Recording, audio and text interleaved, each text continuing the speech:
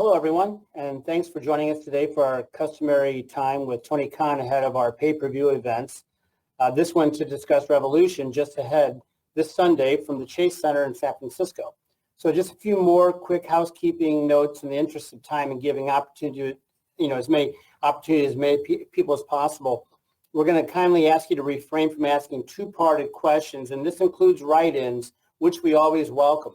And we always ask that the focus is on the pay-per-view because that's why we're here. And as Robin mentioned, please make sure your phone is unmuted. We control the muting and unmuting function here.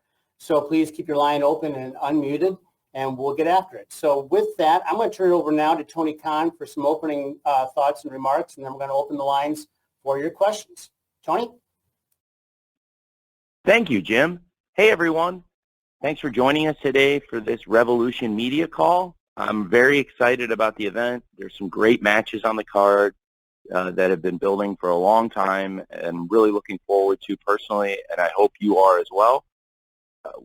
Really excited to talk to you about the event today. I know there's a lot of things happening in the world of wrestling, including in AEW and outside AEW. Very briefly today, 1 year ago today, on the Go Home Dynamite, fittingly enough, also on the road to Revolution, it was at Daly's Place that I made the announcement that I purchased Ring of Honor, and now 1 year later exactly, a new era of honor is beginning tonight for ROH, and also we have some exciting matches planned for Rampage on Friday, but for us the main event coming up on Sunday is Revolution, and I'm very excited to talk to you about it. And Jim, if you want to start with the questions, we could start addressing what people want to talk about. All right, fantastic. Okay, so we're going to start with Brandon Thurston from WrestleNomics, and then after Brandon, we're going to go to John Alba from Fight. So Brandon, you're leading us off today. Hi, Tony. Thanks for the time today. Thank you, Brandon. Great to hear from you. So my understanding of your TV deal with Warner Brothers Discovery is that the network has a one-year option to extend the deal through December 2024. I just wanted to ask if I'm accurate on those details, and if so, has WBD already picked up the one-year option? It's a fair question to ask. I have avoided commenting on the specifics of our TV deal for legal reasons. It's not because I don't like answering people's questions or because I'm not a fun guy. It's because I am responsible for the jobs and livelihoods of a lot of people and their families.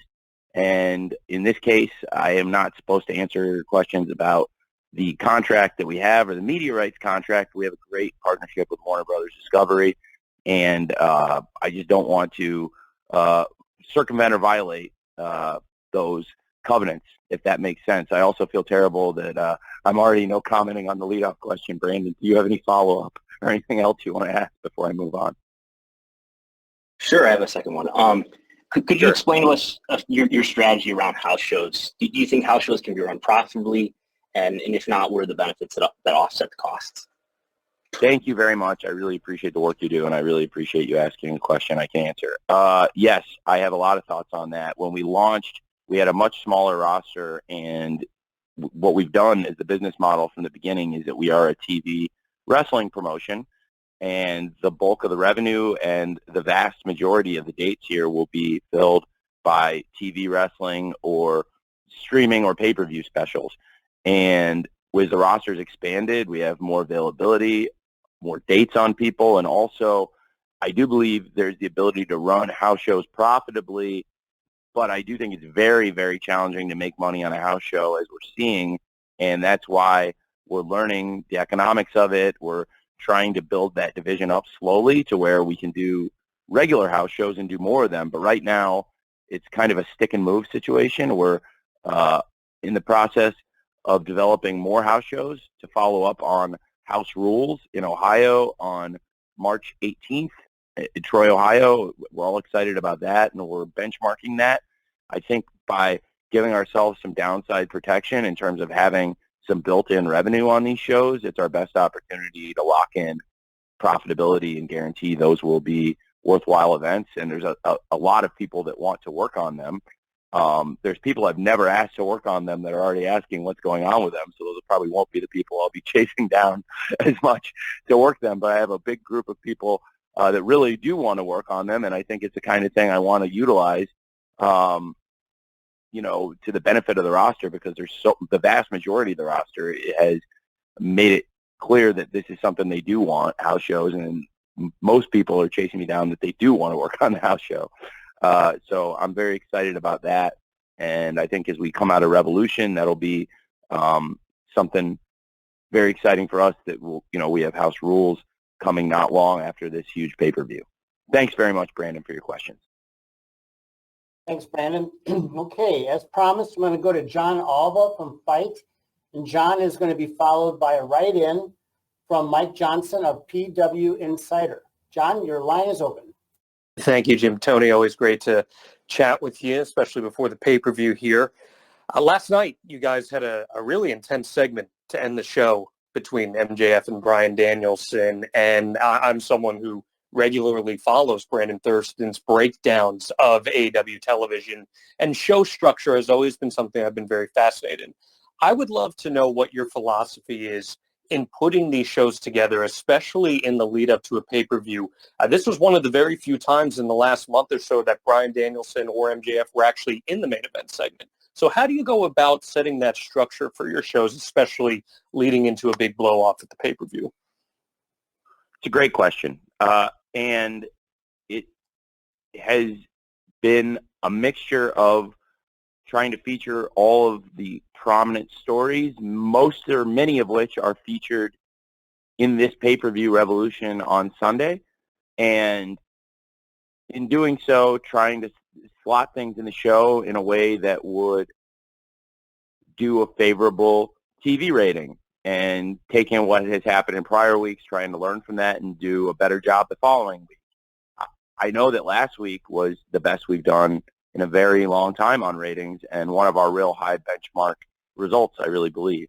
I think it was tremendous for us to have not only our best audience, our biggest audience, and our biggest number in the 18 to 49 demographic of all of 2023, but also it was our biggest audience since the 3-year anniversary show of Dynamite on October 5th, I believe, and also the highest number in the key 18 to 49 ratings demographic that we've had since AEW Grand Slam on September 21st. Those are two of the most important shows on the annual calendar, and last week was a great episode, but it was also, some people thought it wasn't the most stacked up card of main event matches. It wasn't a special super card edition necessarily. It was a strong card, I thought, and strong stories, and I thought it showed that a lot of what we've been doing has been working, and there was a lot of interest in a number of the stories, including MJF and Bryan Danielson. A lot of their stuff has been in prominent positions in the show, but as you mentioned, not always at the end of the show. And in this case, leading into the pay-per-view, I thought that was appropriate, but also I've tried to put them in positions where they would have the best chance to get the biggest audience while balancing out what would be in the main event segments. Last week was a great example, I think, of a pretty steady ratings pattern throughout the show. We have a great lead-in, and we did very well last week to hold that lead-in, but also it led to steady results through the show. So it's a mix of trying to feature all the stories in prominent positions. A lot of times for Bryan and Max, it hasn't been the main event segment. It's been in that crossover around the 9 o'clock Eastern hour, or at the top of the show when we have a great lead-in flow, like we did for Max versus Takeshita opening the show. So it was a very exciting, intense promo segment, and I thought it was a great way to end the show. And I've seen examples of our shows and other shows where there's been a great main event promo segment. It's not what we always do, but there's times where I think it can be very effective, and I thought it was very effective last night with Bryan Danielson and those final words directed towards MJF ahead of the 60-minute Iron Man match this Sunday on pay-per-view at Revolution. Thank you, John. Thanks, John. I'm going to read you a writing question from Mike Johnson from PW Insider. I'm going to ask Chris Mueller from Bleacher Report to be ready after Tony replies to this question from Mike, inspired by Revolution. His question, Tony: we just hit the 3-year anniversary of Revolution 2020 in Chicago. which was the last AEW pay-per-view before the pandemic took hold. Looking back on that night, what are the lessons you think you and the company have learned that inform how you promote, book, and present major events now, like Revolution in a couple days from now? It was one of the most important events we've ever done. I learned a lot from it, and a lot in wrestling has changed, and I'm really glad this question came up. That I think I'll note for the record that this is a question I was asked, not things I brought up. That is one of my favorite events. I think it's probably my favorite pay-per-view event we've ever done. The way the card came together is very interesting, and I'd like to go back and note, I don't have it all in front of me, but I do remember these things very well when some of these things came together, and I think there's some fuzzy memories of some of these things because there were some things on the card that came together earlier, and my philosophy going into that, and I think it was very well received at the time, and now it's been exactly 3 years, and it's interesting because a lot's changed in the world, and I would just go back and remind people that the way some of these things came together. Jon Moxley versus Chris Jericho for the World Championship had a long build.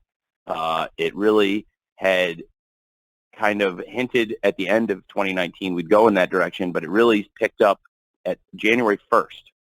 And they had months of build going into that event, and of course, there was the idea that Jon Moxley had been offered the spot in the Inner Circle. He turned that down and then went to war with Chris Jericho.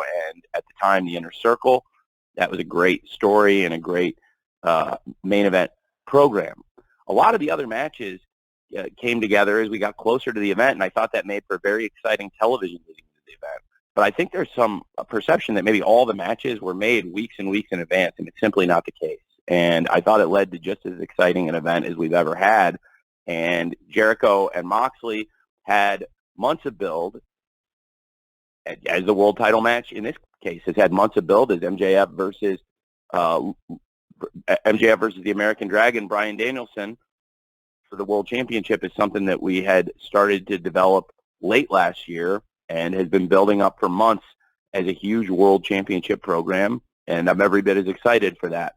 And in addition, we have right now Jon Moxley versus Hangman Page, which is a story that really goes back even further to Hangman Page winning the Grand Slam Golden Ticket Battle Royale at Arthur Ashe Stadium in September and taking a shot at the World Championship in Cincinnati against Jon Moxley in his hometown in what became one of the most real-life scary situations we've ever had at AEW. We were all very concerned when Hangman got knocked out and had to go to the hospital that night. And I'll never forget going to talk to Hangman that night and just being so relieved and seeing him smiling and that he was okay, given how scared we were when we stretchered him out of there. And to think now, here we are, this thing's come full circle. It's one of the most exciting programs in wrestling. I thought that last week to John, I'm sorry to go back to your question, John Alba, I'm not answering that question now, but, in the last week, the main event segment, as I think about it, answering your previous question, we had MJF and Bryan Danielson this week in an exciting segment. I really liked how we closed the show last week also to address the Jon Moxley versus Hangman Page program, which is, again, something that's been building for months. I would equate those two programs at the time as the key programs that had months of development that the shows had largely been built around. It was a similar situation there where, you had at the time, you had Jon Moxley versus Chris Jericho and Cody Rhodes versus MJF were programs that had months of build behind them, and I think were really red hot going into the pay-per-view, and I felt that way, these past few weeks about MJF versus Bryan Danielson in the 60-minute Iron Man match for the World Championship and about Jon Moxley versus Hangman Page for the World Championship. Other great matches on the show did not come together until the last 2 weeks, and it was actually the week before the pay-per-view in Atlanta where the Young Bucks won the Tag Team Battle Royale to confirm Young Bucks versus Kenny and Hangman, and we only had 1 week of real TV getting into it, but it was obviously a story that people knew was coming for a long time. With the tag teams going into the full tag team four-way now, this year it's a little bit different because, yes, again, it's coming together close to the event, but similar to Young Bucks versus Hangman and Kenny. It's a very, very different kind of wrestling match. I'm not trying to compare it at all. It was two babyface teams that had a lot of history with each other. This is completely different because you have arguably four of the most popular wrestlers in AEW with the Acclaimed and Orange Cassidy and Danhausen and the Guns and Jarrett and Lethal. And it'll be a completely different match. I'm not saying it'll be the same thing or it's apples and oranges, completely different situation. But the two World Tag Team Championship programs, they were both kind of things that were developing on TV and had stakes that were still in play up until the final weeks. You had Darby Allin made his return in Atlanta the week before the pay-per-view. So that is another match that got announced the week before the pay-per-view, about 10 days out. And people had been really waiting, and that was the right time to bring Darby back for the biggest pop following the Jon Moxley-Jeff Cobb match. I would also like to note that I'm doing all this off the top of my head right now. And the Jon Moxley versus Jeff Cobb match, after that, there was the attack from Chris Jericho. We turned the lights out. Darby came back for his match against Sammy, which, again, got announced pretty close to the pay-per-view. Then there's one of the most memorable matches on the show, and I think one of the most memorable and commercially successful matches in AEW history, a clip that is still monetized to this day, Orange Cassidy versus Pac in the debut of Orange Cassidy. We actually announced that match a couple days before the pay-per-view when Orange Cassidy came out and taunted Pac after ironically, the Iron Man match against Kenny Omega. And, so there were some of the things coming together on the weeks leading into the television that were the perfect timing. There were some of the things that had been building for months that people were excited about, and I think that's a winning formula. And I've tried as best I can. I always say I don't have a time machine, so I can't go back and change the things that I would change, or I would change things every single day of my life. But I do think there's matches on top that people are really, really excited about on this show, and I'm very excited for it myself.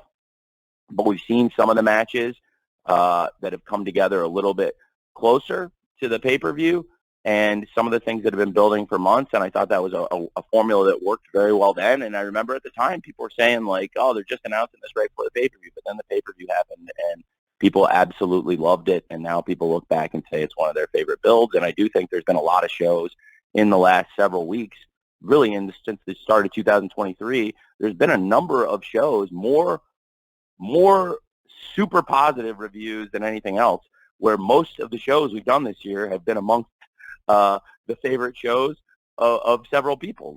There's been a couple shows where people had questions or there was a thing or two they didn't like, but for the most part in 2023, most of our events have been really well received on television. So I think it's been very positive. I think overall that 2020 Revolution build was one of the most informative and important times in the history of the company, and I take from it. I try to learn from it all the time, and for me, I think that was probably my favorite pay-per-view at the time we've ever done. And of course, it was challenging to go into the pandemic after that, but now it's great to be back on the road every single week, and certainly that event in Chicago 3 years ago today, or 3 years ago yesterday, I guess, would mark one of the most important nights in AEW history. Thanks, Mike. Thank you, Mike. Chris Mueller from Bleacher Report, you are next. I'd like to ask Amy Nemedy from WrestleJoy to be ready after Chris. Chris, go. Hi, Tony. So with ROH relaunching tonight, one thing I noticed is that the Revolution card does not include any Ring of Honor title matches as of right now.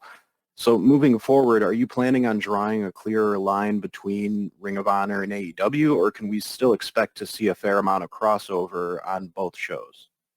It's a good question, but I don't think there's been any crossover since Final Battle. And to be fair, I think there's people here that were not on my Final Battle media call, but I made it pretty clear going into Final Battle that some of the wrestlers who are featured in each company would cross over, but really that as far as Ring of Honor championships and Ring of Honor stories being featured on AEW, the goal was for that to go through Final Battle, and then I wouldn't really be doing much of that, and then those things would be moving to the Ring of Honor platforms. There was a transitional period where there have been a number of Ring of Honor championship defenses on AEW Dark and Elevation in recent months. There have been virtually none on AEW television since Claudio versus Jericho, and that program ended because I think the Ocho, there were a lot of great matches in the Ocho with Chris Jericho, and that was an important thing for us to feature in AEW at the time, I felt. And there was, whether it was Jericho versus Ishii, Jericho versus Bandito, and Jericho versus Danielson, there were a number of times where those were important matches to AEW's TV. But then coming out of Final Battle, I had said that we would not be crossing the streams as much anymore. And as of tonight with the launch of the Ring of Honor TV, I think now there's a platform for the ROH championships and stories, and it should be a very exciting night tonight. We've gotten really positive reviews from the live fans who attended the tapings, and I think if there's anybody that hasn't heard this, I would strongly encourage them to check out the Ring of Honor debut as a new era of honor begins tonight. But yeah, just so you know, that's something I have been trying to do for months, and I think a lot of people have taken notice of it, and it's been mostly received pretty positively, and that's why it's been that way for a couple months. Thanks, man. Okay. Amy Nebedy from WrestleJoy, you're up next. And after that, I'm going to follow Amy with a write-in from Max Everett from Sportskeeda. Amy? Great. Hi, Tony Khan. It's great to talk to you. Hey. So I wanted to talk about the Women's Triple Threat Championship match at Revolution. We have Jamie Hayter, who's an incredible fighting champion, banger matches, crowd loves her. Saraya, she's a pioneer of women's wrestling, the whole evolution that came from that. And Ruby Soho, who's beloved across her entire career, one of the best entrances in wrestling, her iconic street fight moment. Everybody's coming into this match on a huge high, especially in AEW. I wanted to ask what your thoughts were on each of the competitors, as well as how they represent the locker room in this AEW Originals / the Outsiders, so to speak, divide. Thank you. Thank you. It's a great question, and I'm looking forward to the three-way match for the Women's World Championship this Sunday on pay-per-view at AEW Revolution. I think, as you said, each of them represents a very different history in pro wrestling and in particular in AEW, and each of them has a very different perception among the locker room. I'm probably not the best person to speak of how people are perceived in the locker room, but I can speak to what I know to be a fact and what I think. Jamie Hayter's been with us since the first year of AEW, and since 2019, she's developed into such an amazing pro wrestler. She's grown, and she's become very popular with the crowds, and she has become one of the world's top wrestlers. And it's been amazing to watch that transformation take place on AEW television. Some of that transformation took place away from AEW television, frankly. She came back after the pandemic as a completely different performer and a completely different, with a very different look, and being able to do some different things in the ring and in the presentation of Jamie Hayter. So I believe Jamie Hayter is a very important wrestler in AEW and a great champion who is capable of having great matches and has a great connection with our audience. Ruby Soho has been here for a long time. She hasn't been here the whole time, but I think she's been here for, roughly half of the length of AEW, which is why it's fitting that I think she's in the middle of this thing, because she's worked with Saraya and Saraya's friends in the past, so she does have a closer relationship to them than a lot of our locker room would, and knows them well, and also has a close relationship to our locker room and knows them a lot better than somebody who just walked in off the street like Saraya. And Ruby Soho is also a great wrestler. As you mentioned in the lead-up question, I think it was a great point. Ruby Soho has a great reputation as a brawler also, and had a great moment this year in that great street fight, teaming with Willow Nightingale to defeat Ty Mello and Anna Jay, who are also noted street fight enthusiasts. And I thought that was a great match, and Ruby Soho is having a great year, and has picked up some really big wins in AEW this year, and is certainly a very worthy top contender. You have Saraya on the other end of this spectrum, who has come into AEW as a big-name free agent and has gotten a great platform. I personally like Saraya a lot. I think a lot of the lifeblood day one AEW fans did not take kindly to the way Saraya tried to endear herself to the crowd. And to be fair, that's one of the things that happens in AEW when people have the chance to use their own words, because I think we had good talks about bullet points and about building up Saraya versus Britt Baker, but I believe some of the things in the lead up to that match that Saraya said really endeared the fans to Britt more than her. And because these are fans that have been with AEW from day one and probably didn't agree with her perception and her perspective on the company when she arrived. But I also think that helped me find a way to utilize everybody in what can be an exciting program for them, and what I hope will be a great match for all three women on this huge pay-per-view card. And it's one of the biggest events in our history, and there's so much great wrestling on this show, and I think this match fits like a glove. I'm very excited for it. It's been building up for a long time also, and I really look forward to this three-way match. I have a lot of respect for all three women. I think they all have different wrestling styles, and they all have different histories in the wrestling business, and especially here with their times and experiences in AEW. And I think all of that will make for a very interesting match and hopefully a great match this Sunday at Revolution. Thanks for the great question. Thanks, Amy. Okay, as promised, I've got a write-in question here from Max Everett from Sportskeeda. John Orchiola from Screen Rant, you will be after Tony addresses the following question from Max, and that is, how did booking a 60-minute Ironman match on this weekend's Revolution card impact booking the rest of the card and perhaps even last night's Dynamite? What a great question. It is the longest bell-to-bell match we've ever planned to feature on pay-per-view. We've never allocated this much time to any one match. I think there's been a couple times I've allocated a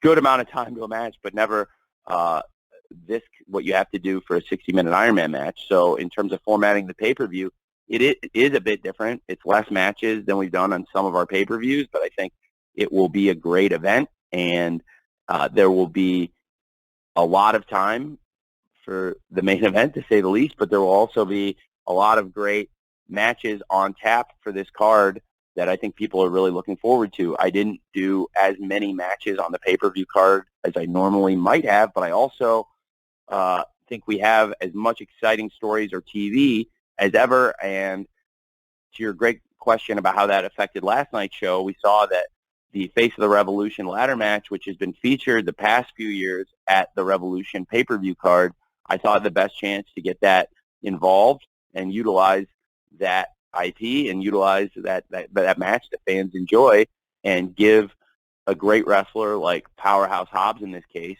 an opportunity to get a big win in their hometown, no less, and now have an opportunity to challenge for the TNT Championship on AEW Dynamite. I thought the best way to feature that match and give it time and an opportunity, and I thought it was a great match last night, and one of the several great things on last night's show on TBS, that it was made sense to do that on Dynamite, because, you know, with the duration of the 60-minute Ironman match, we wouldn't be able to do as much bell-to-bell wrestling in the other matches as we might normally do on a pay-per-view card. Thank you, Tony. Okay, John Orchiola from Screen Rant, you are next, and John will be followed by another John Pollock from Post Wrestling. John?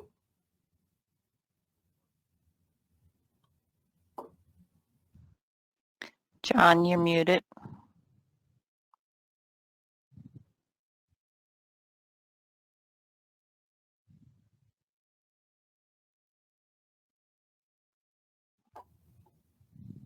John, you need to unmute your line.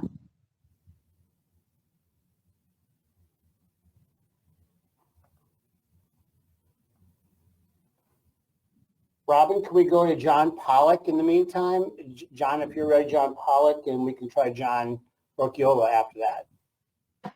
Doable? Oh, sorry. This is John Pearson, but I can ask my question if you want. John, who are you with? I'm with Triple Threat, not Screen Rant. Go ahead and proceed. Thank you. Thank you, Tony, for taking my question here. It is on Ricky Starks. Ricky has been placed in some pretty big programs as of late, and it seems like his star power, both in the company and online, is growing. What kind of confidence do you have for him to be one of the figureheads of the company going forward? I think Ricky Starks is a great wrestler. I've had a great feeling about him since he arrived in AEW, and I really enjoy working with him. And he's had some big wins, and he's had some great moments in AEW in the past several months. I thought he ended 2022 on a real high note with a great match against MJF at AEW Winter is Coming for the World Championship. And he's had great showings in several matches, including the very first match in AEW in 2023 in Seattle versus Chris Jericho. And I think Ricky Starks has all the potential in the world, but he's also right now one of the best wrestlers, and that's what makes him such an exciting person to invest television time in, when you have somebody that is already great and is already a featured, prominent part of AEW, but also somebody that we believe can get even better and do even more here in AEW. And I think he's got a great opportunity, and the person he's facing is the person who's probably done the most of anyone here, which is Chris Jericho, who has over 30 years of experience in pro wrestling at a high level and has won championships all over the world, is arguably the most decorated champion in wrestling today in terms of all the championships he's won, which was one of the reasons I thought it would be very cool to do the Ocho and to really highlight all of Chris's accomplishments and championships. And it was one of the few ways I could think to add another world championship that has that kind of great history to Chris's legendary, unprecedented resume. And I think Chris Jericho has taken a lot of interest in Ricky Starks also. And frankly, this match will be very interesting. I think it's another program that has had a lot of anticipation and months of build towards it. And hopefully people will really enjoy that match this Sunday at Revolution, Jericho versus Ricky Starks. It's a great opportunity. Frankly, it's a great opportunity for anybody, anytime they get out there and wrestle on a pay-per-view event like AEW Revolution. But I do think, in particular, for a great young wrestler like Ricky Starks, where the sky's the limit, it's a great opportunity for him this Sunday at Revolution. Thank you, John. John Occhiola, we're going to try you again. Are you there? Here. Hi, can you hear me? We can. Yep. Excellent. Excellent. Sorry about that. Hi, Tony. Good to talk to you again. Hey, good to talk to you. Yeah. So more and more AEW has crossed over into mainstream entertainment. And, as a fan, it's really awesome to see. Like, I know Britt Baker he's a big fan of Cobra Kai. She went to the season 5 premiere. I know Anthony Bowens is a huge fan of The Last of Us. Are AEW wrestlers free to take side projects, acting in movies and TV shows? And are there any in the works?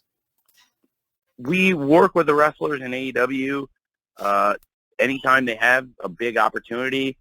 If people come to us and say this is going to be good for us, and even if it doesn't even have to be great for the company, as long as it's not going to hurt the company, if it's going to be good for them, I want people to have these opportunities and take advantage of them. And I want a happy roster, and as long as it's not going to hurt AEW, I want to try and facilitate that. So when people have opportunities in film, television, or other media, if it's not going to affect the storylines of the TV in a major detrimental way, then of course we always want to try and accommodate these things when possible. And we've had people come into AEW, and that was one of the reasons they really wanted to come here, is there are other opportunities in wrestling. They weren't given that kind of freedom for outside projects when they're not working on TV for us. So I think that's a great question, and I think that's one of the things where we've set ourselves apart as being a very accommodating place to come and wrestle. Thank you. Tony, I've got a write-in here from Joey Hayden from the Dallas Morning News I'm going to read to you. And then after I do that, Trevor Robb from the Edmonton Journal will follow. Joey Hayden from the Dallas Morning News asks, was there any thought to work Adam Cole back into the mix ahead of the Revolution pay-per-view, or did his recovery more accurately align to be his comeback match to the debut of All Access? Jim, can you ask that one more time? Sorry, my phone cut out mid-question for a second. Can you please, I want to make sure I didn't miss Sure. any sort. Thanks. Joey wants to know, was there any thought to working in Adam Cole into the mix ahead of the Revolution pay-per-view, or did his recovery was it a better fit for his comeback match to the debut of the All Access program? There are a number of factors that played into that decision, but I think it's going to be very exciting here this month to have Adam Cole, one of our biggest stars, back in the ring. We're going to feature that story very prominently in AEW All Access, which is coming up this month, following AEW Dynamite on TBS. Immediately after the show, it will be a weekly 60-minute series, and the night the show premieres will also be the night Adam Cole returns to the ring, and then you'll be able to watch the start of that journey back to wrestling for him. And each week after Dynamite, we'll be following some wrestlers from AEW, some of the key people backstage, and Adam Cole is one of those people, and we'll follow the road to his comeback, including his life at home with Dr. Britt Baker, DMD, and also with his family and so many of the challenges that went into this comeback that we're all looking forward to. Certainly also would be something great for the pay-per-view, I think, which is what we're all completely focused on. But I think in terms of giving him the most amount of time to recover, the most amount of attention to the match, and also as a cross-promotional opportunity with a new series that we're very excited about with AEW All Access for a number of reasons. Everybody, including our partners at Warner Brothers Discovery, TBS, and TNT, I think everyone agreed that for Dynamite on TBS and for All Access on TBS, and the symmetry of the story and the nature of the comeback, that these things would all do very well, hopefully packaged together on TBS. Okay, thanks, Tony. Thanks for that question, Joey. Trevor Robb from the Edmonton Journal, you are next. Samantha Shipman from the Daily DDT. I'd like for you to be ready after Trevor and Tony chat. Trevor? Hey, Tony, thanks so much for taking the time and answering my question. Thank you.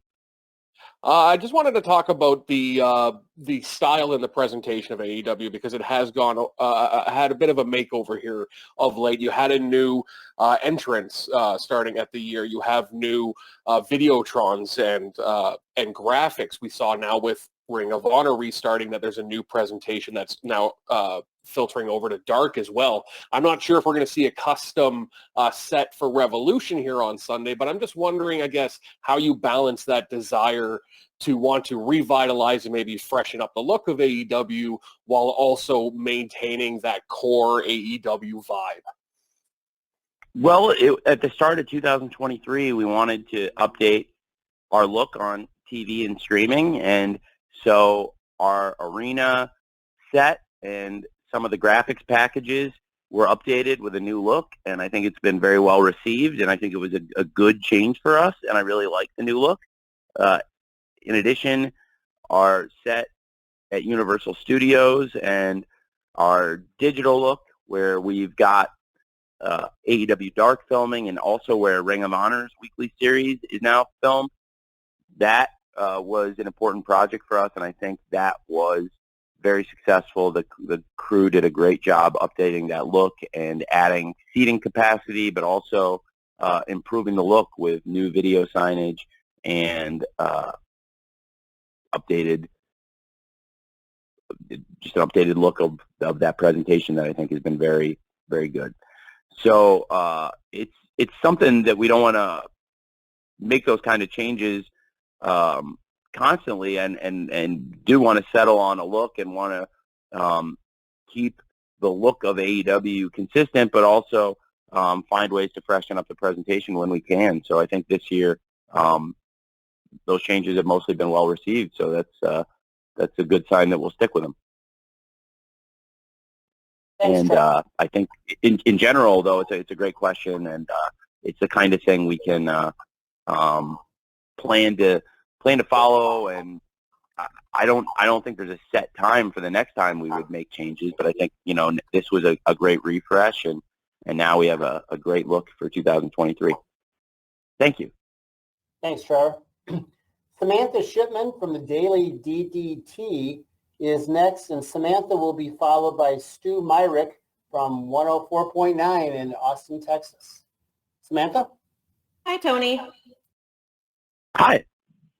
Good to talk to you again. I have a question kind of going back to All Access. When that was announced, it reminded me of last summer. There was a trademark for All Elite Women, but then we never really heard anything else about that. Was that supposed to have been a TV show, or can you tell us a little bit about maybe what the plan for that was going to be and what happened to that? Is that something you still are going to pursue?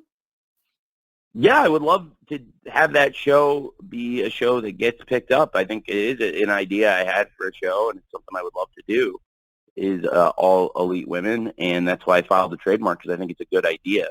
And we have a great women's roster, and I love to utilize them as much as possible. And anytime we can develop more programming to feature our roster, I think it's something that is a great opportunity for the company and for the wrestlers. And in the case of the women's locker room, I think there's a number of really deserving talent in there, and there's people we feature on TV regularly, and there's even more people I'd like to feature more. So that was the idea behind All Elite Women. That's still an idea I think would be a great thing if it ever gets picked up. Thanks for asking. Thanks, Samantha. Stu Myrick from 104.9 in Austin is next, and I will follow Stu with a write-in question from Ella J. from A Wrestling Gal. Stu? Great. Tony, thanks for the time. It was great to see you during Super Bowl week in Phoenix. Someone that looks like won't be involved in Revolution, Eddie Kingston, who on AEW social media seemingly quit. Have you talked to Eddie since last night? Can you address this in any form or fashion?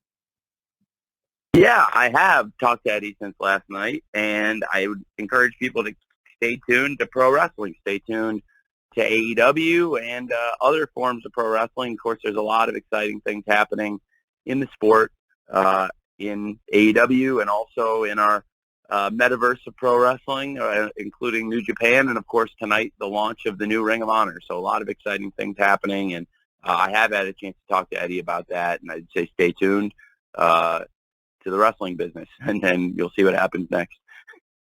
Thanks, Stu. Okay, Stu, we appreciate that. Okay, here's the question from Ella J. from A Wrestling Gal, and Ella will be followed by Bill Pritchard from WrestleZone. Ella has this question for you, Tony. AEW Revolution will hold the first 60-minute Iron match in company history. Why do you feel that now is the time to have this type of match? Well, I think it's the right time, and it's the right match. MJF versus the American Dragon Bryan Danielson in a 60-minute Ironman match for the AEW World Championship this Sunday at Revolution, because it is the ultimate test of a pro wrestler's stamina, their strength, conditioning, and their creativity. And I think these are two wrestlers that have all of the physical and all of the mental tools to put together an incredible 60-minute Ironman match. And I think it's something that for the fans of pro wrestling, this is a great pay-per-view main event in my mind, because you know you're going to get this value. AEW is going to deliver the match. You know, we're gonna put the time into it, and you know that frankly, if this match for months and months, I think people would love to see any kind of Bryan Danielson versus MJF match. The story's been building, and I think a one-on-one, one-fall match would be very exciting, and I think people would really look forward to it, and it would be a great pay-per-view event. I think it adds that much more to this as a hook, knowing that it's going to be a 60-minute Ironman match. We've never had a 60-minute Ironman match before, and, you know, the first 30-minute Ironman match I referenced earlier on the call was on the road to Revolution, actually on the go-home television in Kansas City 3 years ago this week. And that was an amazing match. And to think that we're going to go twice as long in this match, it is crazy to think. And I thought that was a great value for the fans to get that match on TV. You don't normally get things like that on TV. At least you didn't when we launched. And now there's so much great wrestling, largely on AEW TV every week. And I believe the nature of the match, the duration, the rules, the structure and the format, it all lends itself to a classic.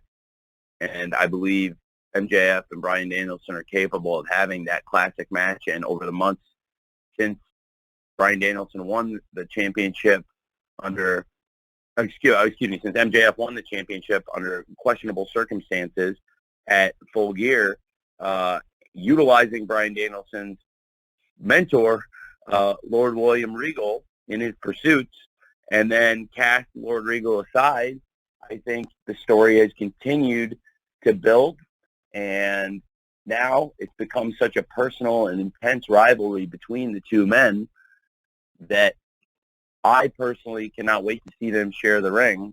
And the thought of them sharing the ring for 60 minutes this Sunday gets me very excited as a wrestling fan. So that was the idea behind it, and hopefully it's getting people excited as we get towards the pay-per-view. It seems like a lot of people are looking forward to it. Thanks for the great question. Yeah, indeed. Thanks, Ella. We got about 10 minutes to go, so let's do a little lightning round here. We're going to try to get 3 or 4 more in. Bill Pritchard from WrestleZone, you are next, and we're going to follow Bill with Will Washington from Grab City. Go, Bill.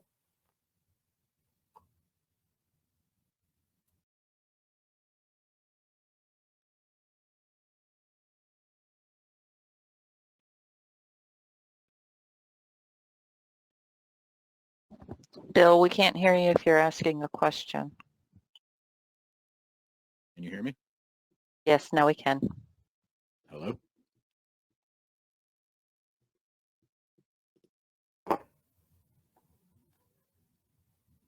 Bill, can you hear us?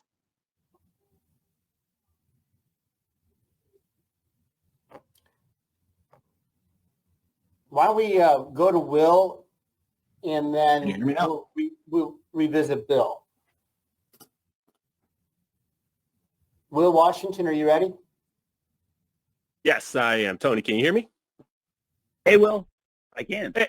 Hey, thanks for taking my question. So talking about the card, there's currently 8 matches booked in official capacity on the card, which is at the moment one of the smaller cards that you've ever put on pay-per-view. Obviously, the 60-minute Iron Man match plays a big factor in that.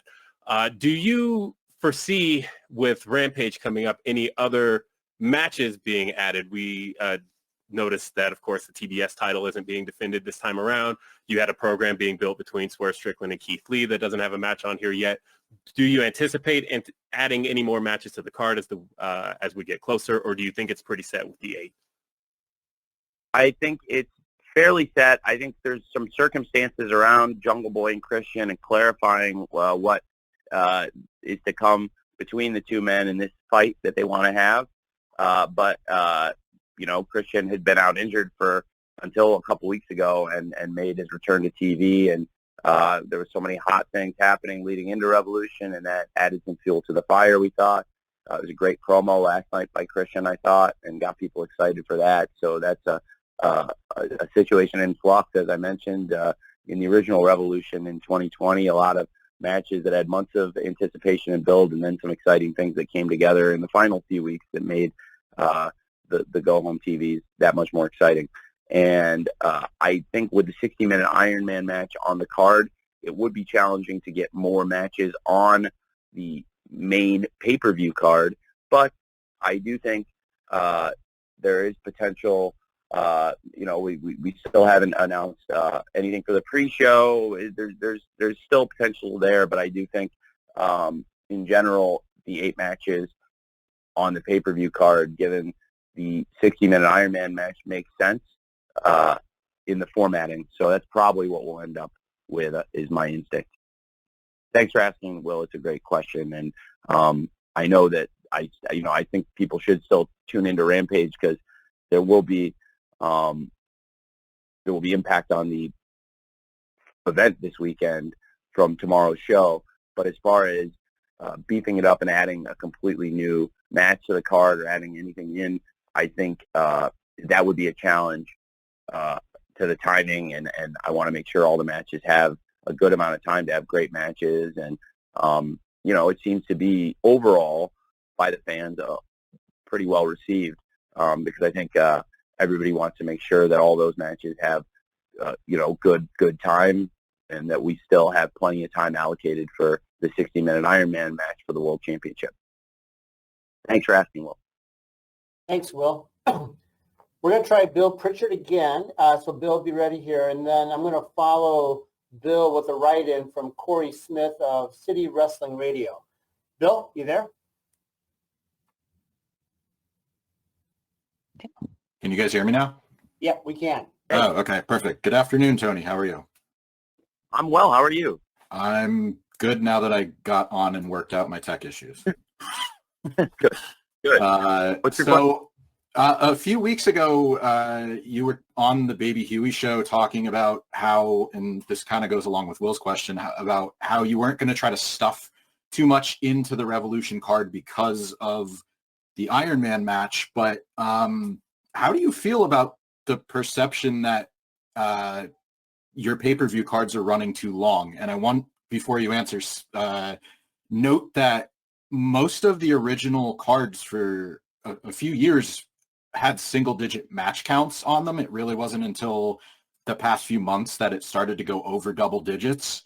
So, and this is sitting at 8 right now. So how do you kind of feel about that perception that the cards are running too long, or you're trying to put too many matches on one show?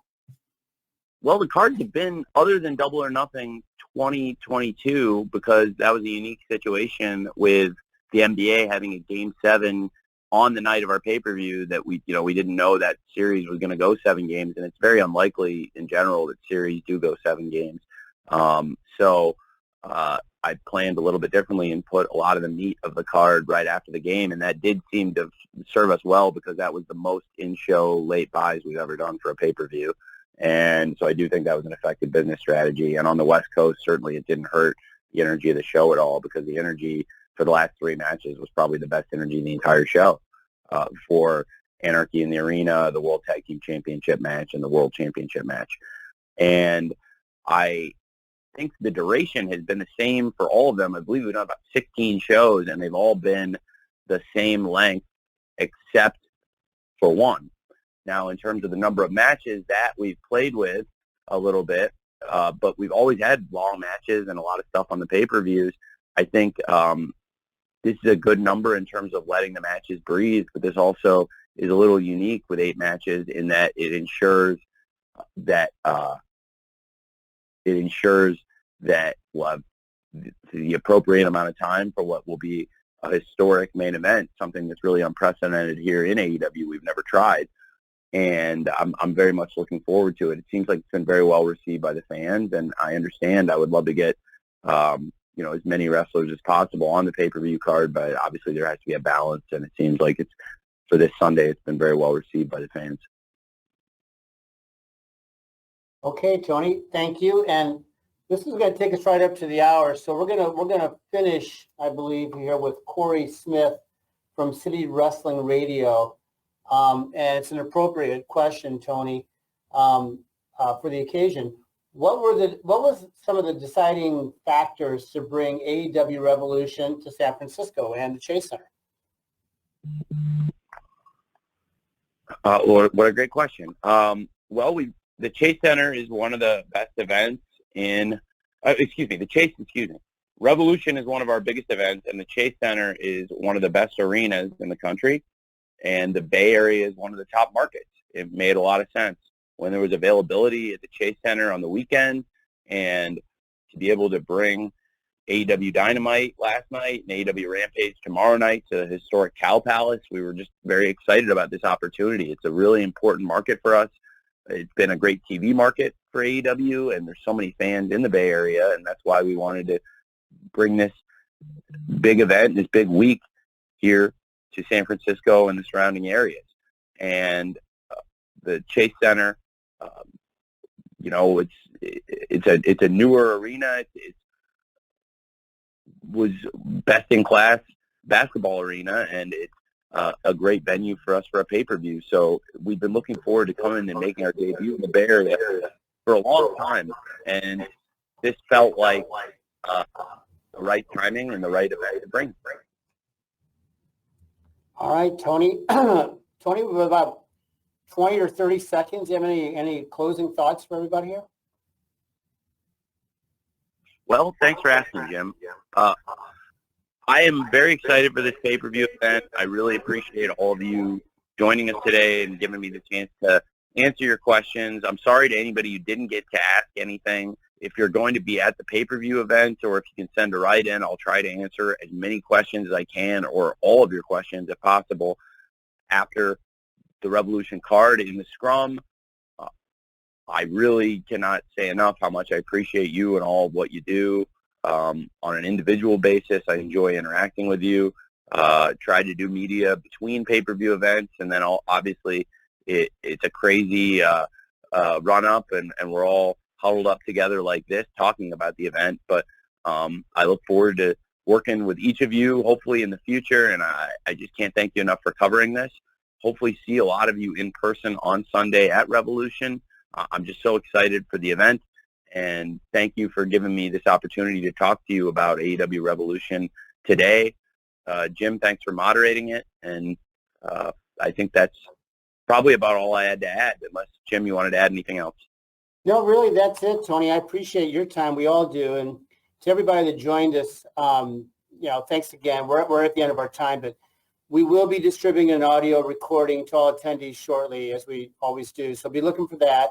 And then we're going to be looking for you, either tomorrow at the Cow Palace for Rampage or Sunday at the Chase Center for Revolution. So if you're unable to join us in person this weekend, we trust you'll tune in. And really, to everybody, our sincere thanks for your interest in AEW and really all you do for, to promote and celebrate professional wrestling. We appreciate Jim, I thought of one thing. Can I add one note I just forgot to mention? You may. We paid for extra time on this. We're good. Go. Let's go. Well, there you go. So we're in overtime now, and I just wanted to mention to you that I thought that we had some excellent promos on last night's show, and I briefly mentioned when it came up about the main event segment. We had Bryan Danielson out there, and he said some very powerful things to MJF, and they've said a lot of powerful things in their promos leading up to that great match. I thought there were some great promos on last night's show, and I felt like I'd be remiss if I didn't mention Hangman Page. I thought did a great promo, and in particular, I thought Jon Moxley did one of my personal favorite wrestling promos I've seen. I thought it was certainly one of the best promos I've seen this year and in recent years, and he shot it after the match for the Countdown show, and I didn't mention this on the call, but the Countdown to Revolution will be tomorrow night immediately after AEW Rampage on TNT at 11 p.m. There'll be a lot of great videos and interviews in there. I'd be remiss if I didn't bring up the Countdown, but also I just feel like Moxley and Hangman have done so much to each other and said so much to each other in the build to this Texas Death Match, and I just wanted to note again, if you haven't seen that promo, please check it out. If you're a wrestling fan, I thought, to me, it was one of the best interviews or promos I've seen, to see Jon Moxley bleeding on the staircase and saying the things he said. I thought it was very powerful, and that's why I wanted to feature it in a prominent position last night ahead of Revolution. And, I just have to give so much credit to them, and I wanted to just note that because I realized I hadn't brought it up at all in this call. Thanks, Jim. Okay, thanks, Tony. Appreciate it. And again, just everybody on the line, we really do appreciate your interest, and really above all, the wrestling fans, fans of AEW, fans of wrestling, appreciate all you do. So hope to see you guys this weekend, and best wishes in the meantime. Cheers. Thanks, everyone.